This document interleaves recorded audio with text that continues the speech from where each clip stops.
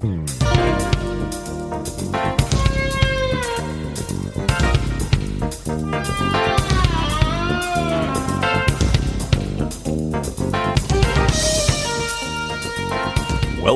to the More Perfect Union, the podcast that offers real debate without the hate.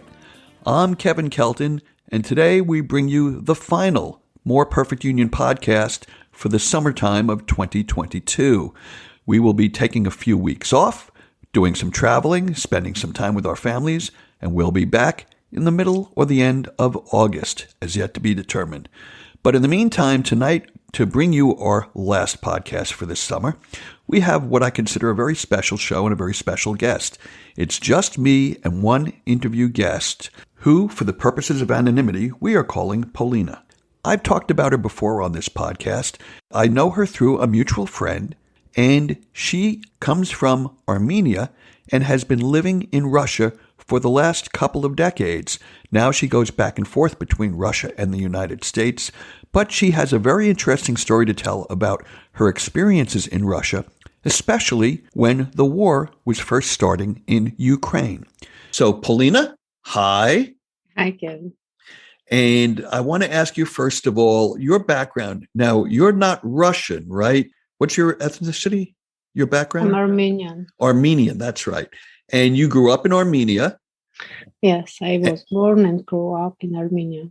And lived most of your life either in Armenia and or Russia, correct? Most of my life I lived in Russia. And that was as a young girl and then as an adult.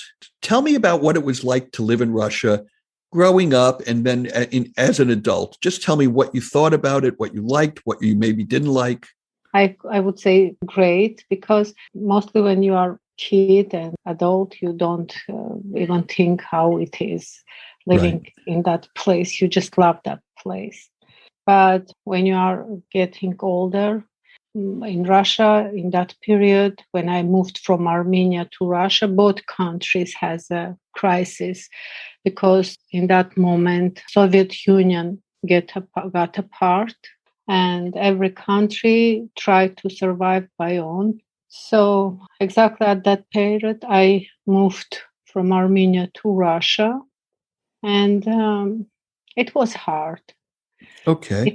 But it was hard not only for me. I think for most of people it was hard, because when we learn in school that economic crisis or something, we think it doesn't touch us, but it really can make big effect on our life.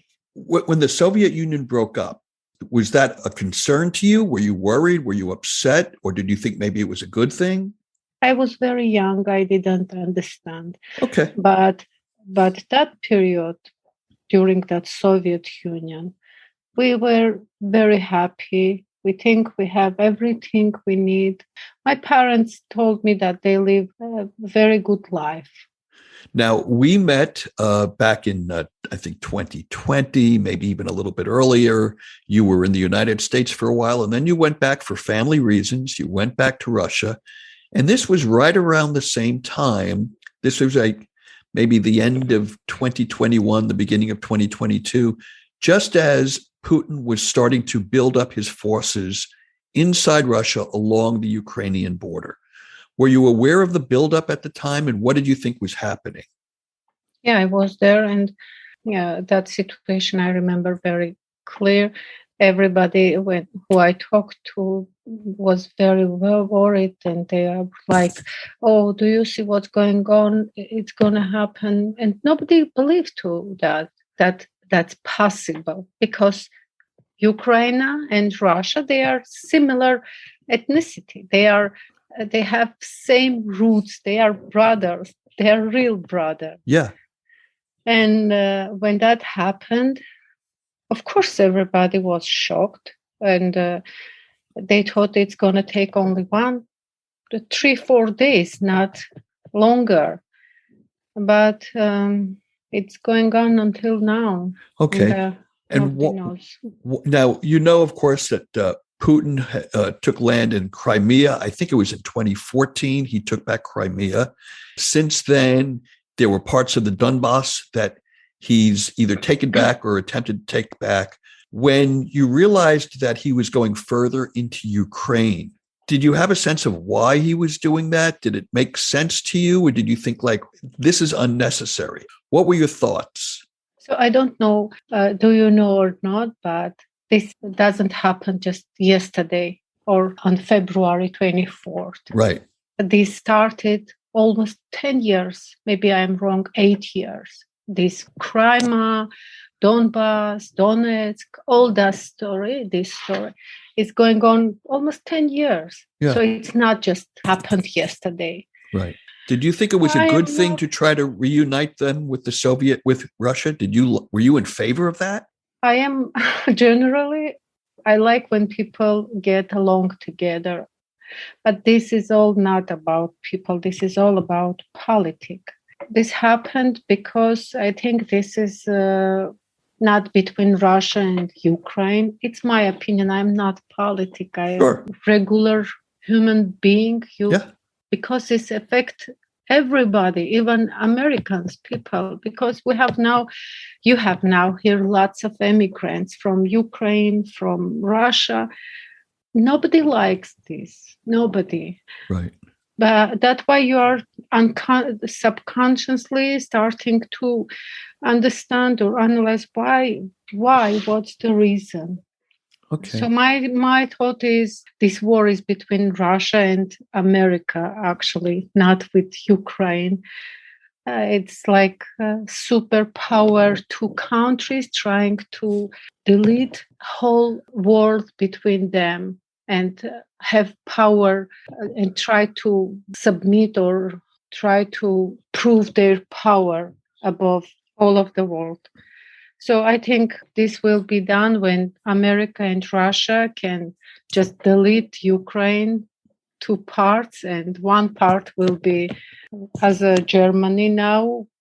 America tells Germany what to do. So now half of Ukraine, America will tell what to do, but half will take Russia because Russia won't let to have that lands or access to water, that Black Sea. So when the Russian forces started to penetrate deep into Ukraine and the war was going to be more than a couple of days, what were you hearing in the media? And I'll tell you why I ask. The person that you and I know mutually, that I met you through that person. We talked about that. And he told me that he was in contact with you, and there might have been a point where you didn't believe it was happening, or you thought it wasn't really a war, and that people in the United States were getting bad information. Is that correct? Did you think that at first? Yes. First of all, in the beginning, you have here not real information, not correct information, because in the beginning wasn't that bad, and nobody touch even these regular people. Citizens of Ukraine. They don't do anything wrong. But I don't watch news. I don't read paper about politics because I just don't believe. Because this is huge propaganda. America does his own propaganda and Russia does. You can't blame for doing that because that's the way they have to make believe their own people to support them. So you're living in Russia, you're going about your life, right? You're aware that there's this military action happening in Ukraine. Mm-hmm. But of course, you're not in the military. I don't think any of your family is in the military. So it didn't have an immediate or direct impact on you. But the sanctions that the United States and the Western countries started to apply were having some kind of an effect on Russia and the Russian people, no? All kind of effect. All bad kind of. So it was having a lot of effect and big effects. How is that for you personally? What problems did that create for you in your daily life? We survived, but nowadays you can survive on different ways. It's not like, oh my God, I can't live. Of course you will, but it makes your life harder, much harder that you are used to already. Shopping, it doesn't matter, foods, everything become, because whole world is connected with each other. We use dollars. Sometimes we use dollars because Russia doesn't have just perfect economy. Most stuff we buy from outside. So, of course, that affects us. But now they live with no problem. I have family there. They are already know how to solve that problem. So now is okay. Okay. But initially, I believe you were having trouble like getting money out of the bank, especially Of you had course. some US savings, some US dollar Yes, of savings, course. and you found out that they were being frozen or the banks were closed. Is that right? No, just they don't sell anything. They don't. You can't reach that. You can't do any transaction, or just don't. You can't do anything. You have to use only Russian money. So were the stores did they have less inventory and was it harder to go shopping and get what you needed? No, no. Everything they have. They have everything. Still have everything. Maybe some stores were closed. Brands, IKEA, for example, just that kind of stores. But soon they will be open. Probably they are already open. Okay. So What about it when doesn't. McDonald's closed? Was that a big deal or did people They just kind of rename. shrug? No, when I was there, that happened when I was there even. So McDonald's is very popular in Russia. Of course, people love that product. At what point did you realize that this was war and that citizens, a lot of people, were dying on both sides? Did you cut, or do you believe that? Of course, I believe that. I have not lots of, but I have friends. I have friends of a friend who is trying to survive, who is really in bad situation, really, really in bad situation because they lost everything, everything. Their whole life is ruined already. They can't come back. They have to start all over again. It's not one people, 200, that's million people. Right. So when you were there and the war was picking up pace, I know that you maybe didn't watch a lot of news, but certainly people in your house occasionally had the television on. Do they have channels there like CNN or TASS or Russian Um, TV? How would you get information? True TV, And what 24 hours. what channels? First, there is a Russian, first Russian, and a separate one, first canal, four, five that political, who work for government, Uh-huh. exactly for government. They are not independent. Right. They don't like that. Right. In Russia, they don't like it. So were you hearing about the war from those reporters? Yeah. And did they make it sound like it was going good for the Russians, for the Russian forces? They are trying to explain why this is going on, and they trying to make sure that they do right. They don't try. They do what they do, and they are sure that they are right. So at a certain point, you decided in consultation with your family and with other people that you knew that it might be smart to get out of Russia for a while and go home to Armenia, where you still have family and friends, right? Mm-hmm, mm-hmm. And what was that trip like? Was it difficult? Was it scary? How long did it take? Was there any problem getting out of Russia? Yes, because there is almost no flight. Before, if we fly from Moscow to Yerevan during 2.5 hours, now it's taking 4.5 hours. Almost no tickets, almost no flying. You can buy a ticket, and after 1 week they will cancel. So nothing constant, nothing 100% sure that you will get the place you want to. Now, you finally got out of the country. Did you go by airplane or did you drive? No, you can drive because it's long drive, and through Georgia. Georgia was closed, and also this COVID makes things difficult than it was. We flew with my daughter. I told my son, let's get out from here. He didn't want because he said he feels that in Russia he feels very, very protected, which I agree, yes, with. I agree because you really feel very confident, protected, especially in Moscow. Okay. Nobody wants to leave. Okay. So for a while before you came back to the States, you were back in Armenia. And I would imagine it was nice because you consider that kind of a home also. Mm-hmm. And I think you have some other siblings and other family there. So that must have been very nice for you, right? Yeah, of course. Yeah. Yeah. So here's the most important question that I wanted to ask you today. You have a different worldview than most Americans because you have a different life and a different experience than most Americans. What do you think of Putin? What do you think is happening in this war? Do you support it, or do you feel like most Americans that it was an unnecessary aggression? So in one thing, I think we will be similar. We have similar thoughts. Nobody, Kevin, I don't think that anybody, even in United States, even in Russia, it doesn't matter either, or in Russia, people want to fight with each other. They don't want. I'm 100% sure because everybody has son. And in Russia, mostly, you have to go to military. You don't have choice. If you have son, your son has to go to military.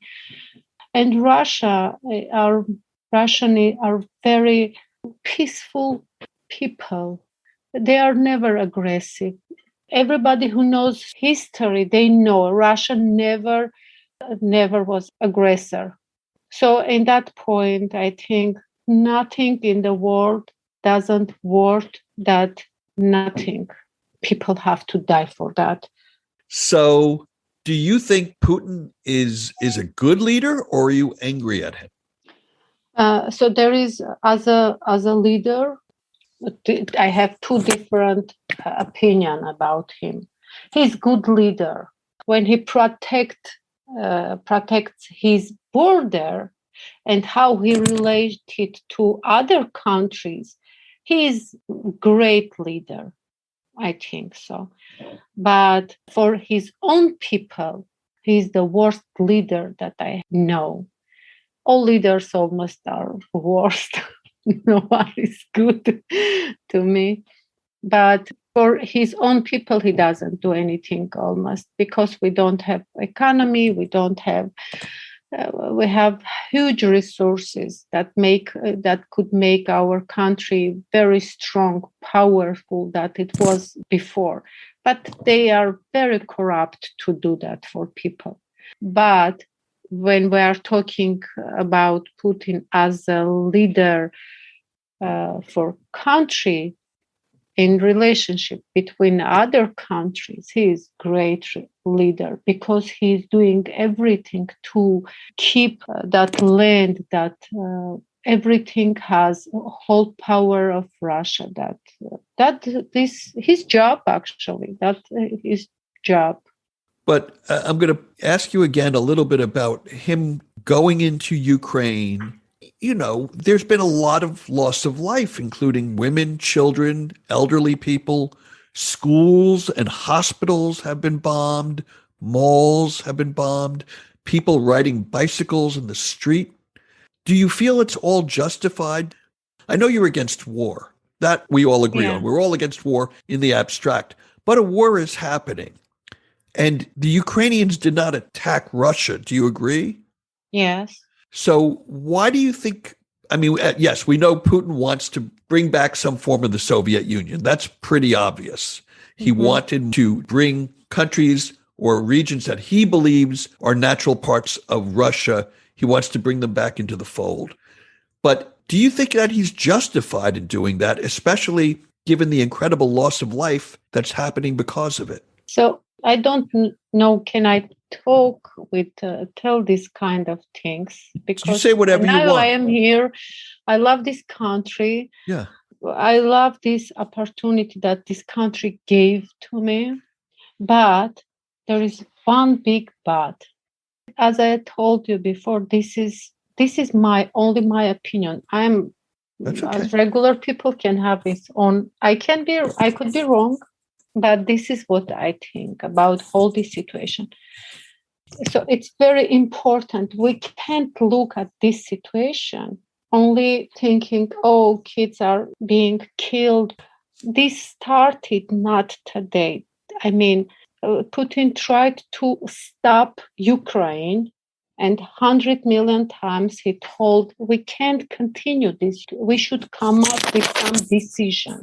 What was Ukraine doing that he said it can't continue? They were an independent country. No, they are not. They are independent, but they took money from America.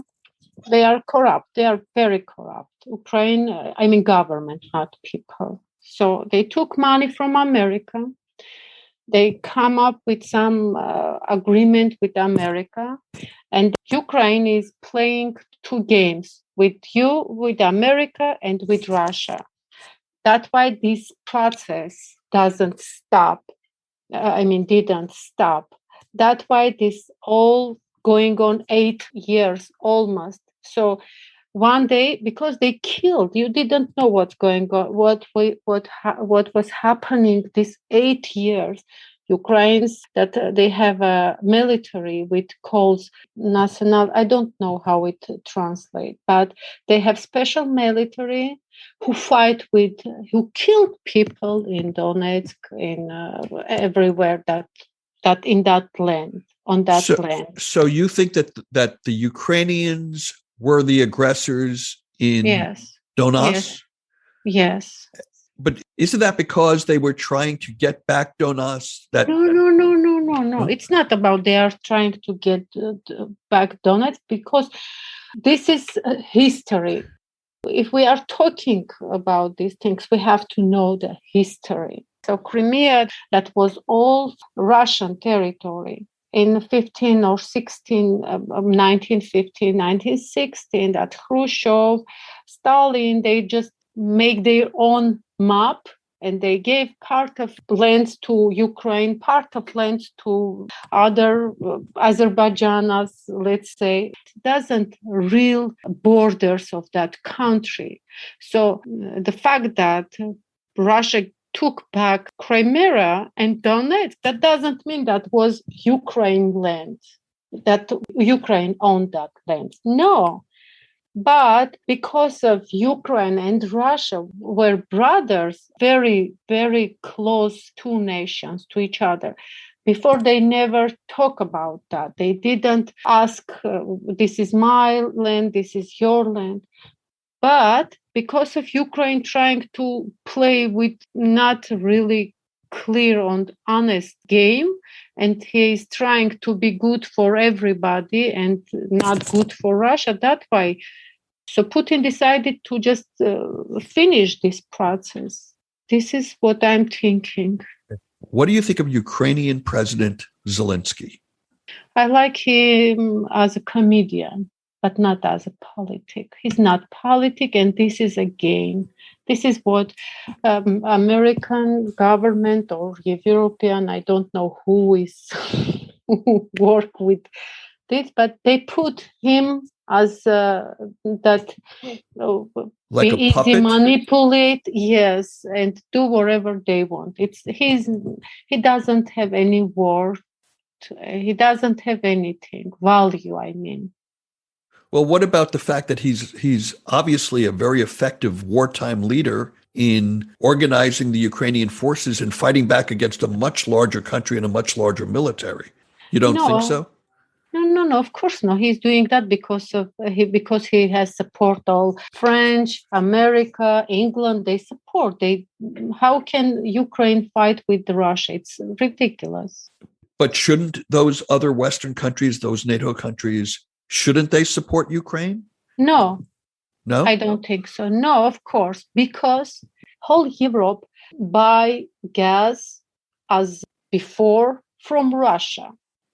But everything in Europe become expensive more than 20-30% because of this gas.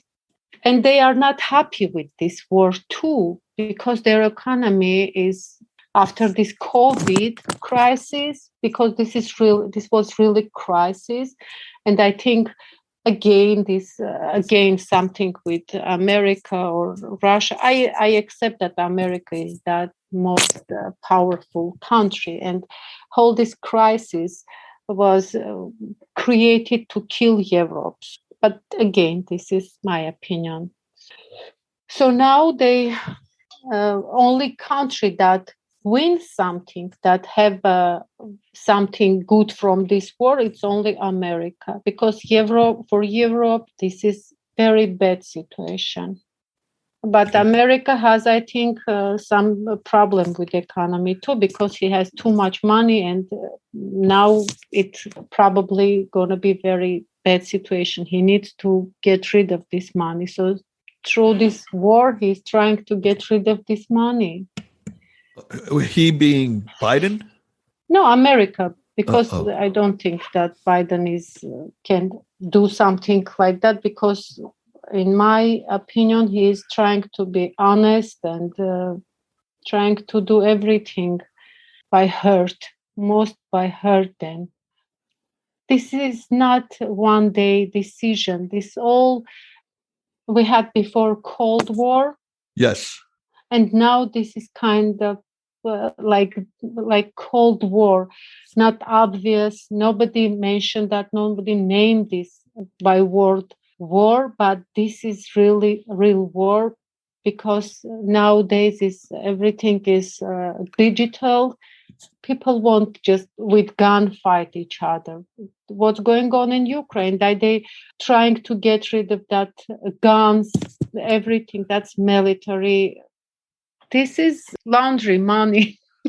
Laundered money? Okay. Yeah. So let me ask you this. Now you're in the United States now. I think you're hoping to stay here for a long time, if not forever. If there's one last message that you would like to say to Americans who are hearing someone who's lived in Russia, what would be your closing message to Americans? I know them to know that Russian people are the most peaceful. Also, I'm telling you, educated, which makes them more big view of world and things. They will never attack to someone. They are really, if they are friend, then they are 100% friend. They will do everything for you. But they would never want to attack or kill someone. It's not true. It's all about our governments. Well, this has been a great conversation. Did you have fun? Are you happy you did it? I think I'm. You can't, of course, talk this kind of things in Russia. Yeah, I know. There is no democracy there. Great. It was fun. Well, it was very fun talking to you, and I think this is going to be a very interesting podcast to a lot of people. So, Polina, I want to thank you for doing this, taking time out of your busy day to do this. I also want to thank our listeners for listening to us. I want to remind them that this is going to be our last podcast for a while because I'm going on vacation. Jessica and I are going on a long and much overdue vacation. So the More Perfect Union will be taking its summer hiatus. Mm-hmm. We will be back either in mid-August or late August. I'm not exactly sure yet of the date, but I want to thank people for listening. Please just keep subscribing to us. Keep our subscription going on your Apple iTunes or Apple Podcast service, wherever you get your podcasts.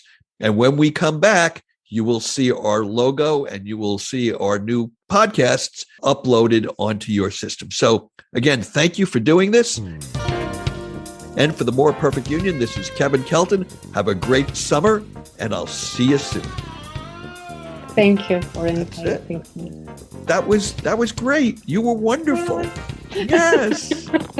Yes. And I learned a lot. And I think a lot of people are going to feel the same way.